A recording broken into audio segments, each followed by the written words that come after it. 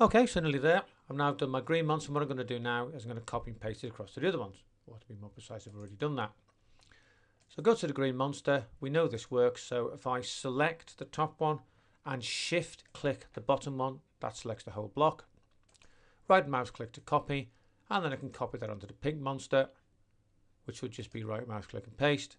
Click it onto the cyan monster, click it onto the red monster. So now when I play the game, what should happen is any of the 4 monsters should be able to kill him. So if I go up this way and go down, so we know the green one works, and cyan kills him. Let's try and get the pink one to kill him, and finally we want the red one to do the job, which is and the red one. So all of the monsters can now kill Pacman. So we've got the game how we want it to be. We've got a game which the Pacman can be moved around the maze.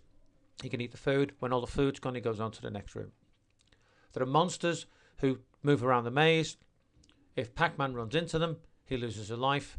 When he's lost all 3 lives, it's game over. So the only thing I'm going to add to this game to finish it off is one of the iconic things about Pacman, which are the sounds that go with it. So on resources, I'm going to create a sound. And sound 1, I'm going to call Pacman moves. This is the sound that Pacman makes when he's just moving around the maze. And I'm going to load that sound in. Now it naturally comes up with a whole set of resources, but the actual Pacman sounds are saved in work files and computing and IT. I'm going to get that to open, and in year 8, and in maze game, and in sound effects, and there's Pacman moving. Okay, open that up and click OK. So I've now got a sound in here called Pacman move, and I now want to use it. I want to use it when Pacman is moving.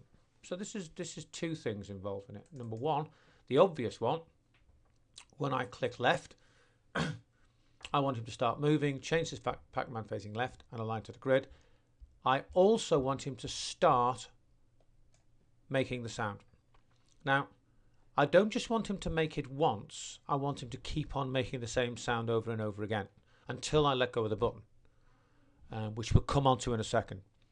So I'm going to change that to true, and I'm going to change the sound to Pacman move. So now when Pacman moves, it keeps playing that sound over and over. So play Pacman move.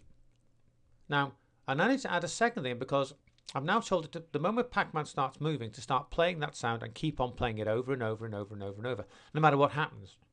Was I actually wanted to stop when he stops. So when I release the left, I've told the Pacman to stop moving.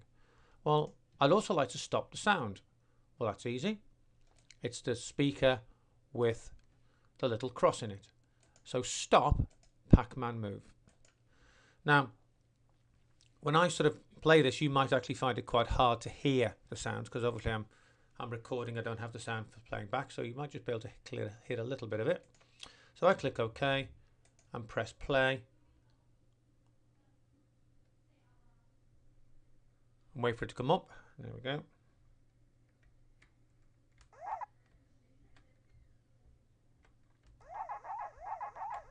Okay, notice it's only on the left. Up. I want to let go. So go right a bit, left. So now I've got the Pacman sound working on the left. I need to add it to the other ones.